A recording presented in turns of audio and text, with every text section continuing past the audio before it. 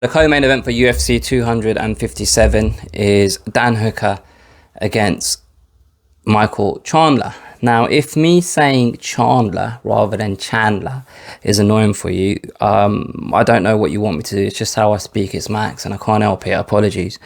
But speaking of Michael Chandler, it's a bit of a funny one, really, with him. It's a bit of a sticky one still. And I'll tell you why.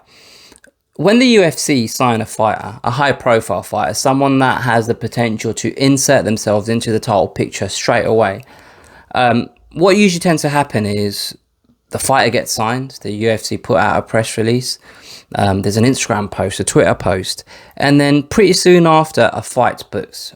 So-and-so will be making their debut against so-and-so on such and such date at such and such event. That's not what happened with Michael Chandler. Michael Chandler got signed and immediately he was inserted as this alternate for the Gaethje Khabib fight, which was back in October. And we're now in January and he finally gets to make his debut in the UFC.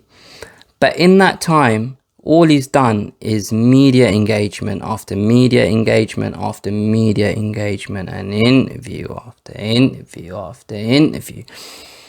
And with that, I kind of feel like he's lost some of his sparkle when it comes to the MMA audience. And it's just my perception, and I might be wrong. But I feel like people just don't really like him.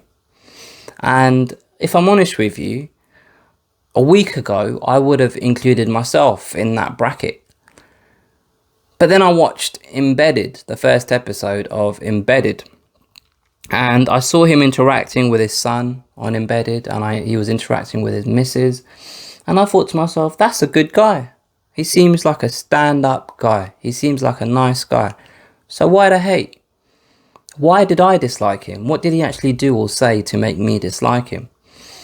And I've come to the conclusion it's two things. Firstly, it was him sat there telling us how good he is and how he's capable of being the champion, which is all well and good. But with that came, oh, I'm a company guy. I'm going to do what they say. I really enjoyed getting to meet my co-workers and colleagues and this, that and the other. And it all just felt a little bit geeky for me, if I'm honest with you. It just felt like he was constantly behaving like you would behave on a job interview. And if you're anything like me, then on a job interview, you tell little white lies and you try and express how good your morals and ethics are. And nobody really wants to hear that. You're a fucking fighter. Do you know what I mean? Like, there's a reason why Stone Cold Steve Austin and The Rock were such big stars, because they were anti-establishment. There's a reason why the biggest stars in this sport right now aren't guys that are yes sir, no sir, two bags full sir. And that's how Chandler was coming across. And that's not his fault, because he's just doing interviews. But I just felt like we weren't seeing the real Michael Chandler in the interviews that he was doing.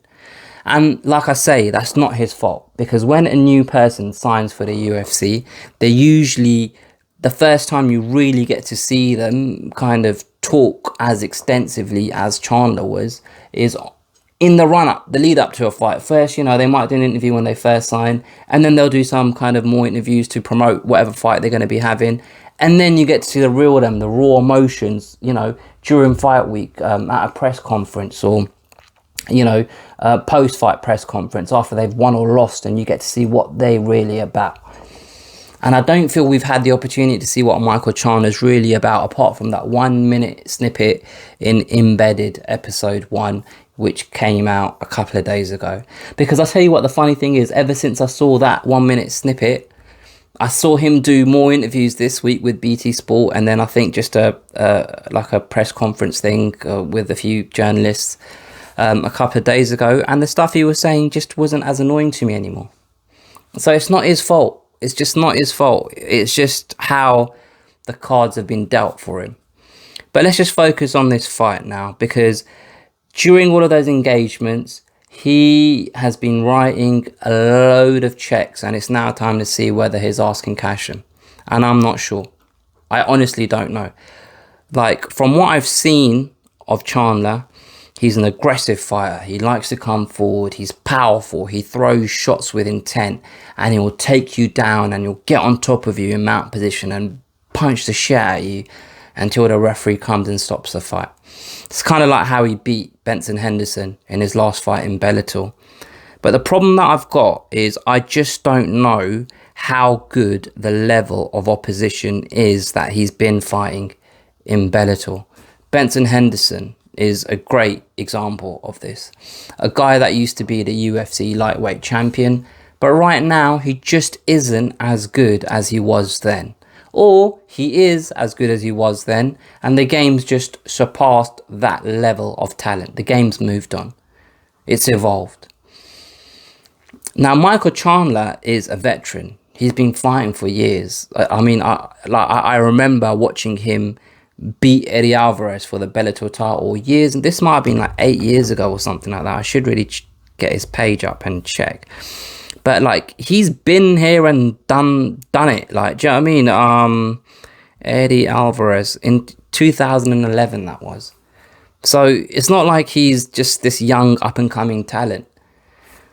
The last time he fought someone in Bellator that you can say this guy could compete with top level guys in the UFC was against Patricio, and he lost that fight in the first round. And to be honest, I can't really remember it very well. I can't remember how that went, but he got knocked out. Styles make fights. So Dan Hooker obviously is a lot taller than Michael Chandler, so he'll have a reach advantage. But someone that one of his main attributes is his wrestling, that is actually a bit of an advantage for Michael Chandler, because sometimes when the shorter guy is a wrestler, it's easier for him to get the double leg and take his opponent down. So the size difference might, be an advantage for Chandler, but where it won't be an advantage is just generally the stand-up. And Dan Hooker is a very, very, very accomplished kickboxer, and he knows how to manage distance and use his reach, and he uses it effectively with his kicks, and he's got very good kicks, and that's something that Chandler's got to be wary of. If he tries to shoot, come in for a takedown, Dan Hooker is very good at timing those knees, and there's a very good opportunity for Hooker there to knock Chandler's head off. Another kind of intangible is when fighters sign for the UFC, they finally make it onto the big stage. It's hard for them to deal with the emotions of all of that, and it's hard for them to fight the way they would normally fight, and it's hard for them to keep calm and relaxed. And with that, you get this massive energy dump, adrenaline dump, and they just can't physically not be tired no matter how hard they try. Like, they just get tired quicker than they normally would, if that makes sense. Will that happen to Chandler? I don't know, but I tell you what, this is a very, very, very, very big stage to be making your debut on. A co-main event of a Conor McGregor card. This is already, you know, it's one of the biggest cards of the year, and it's not even happening yet just because it's got Conor McGregor's name on it. Comes a lot of pressure. A lot of pressure comes with that. And how will Chandler deal with it? Like Dan Hooker, he's been there, he's done that. He headlined a show with Dustin Poirier in his last fight, I believe, if I'm not mistaken. Let me just double check. Has he fought since then? I can't remember. Dan Hooker. I don't think he's fought since then. I feel like he fought in June. So that was a brutal fight. He's had ample time off, and he's back in a co-main event in a big fight. Who do I think is going to win? Honestly, I just don't know, because of the level of opposition Chandler's been fighting against. I just don't know where he is in his career with his skill set, whether he's good enough.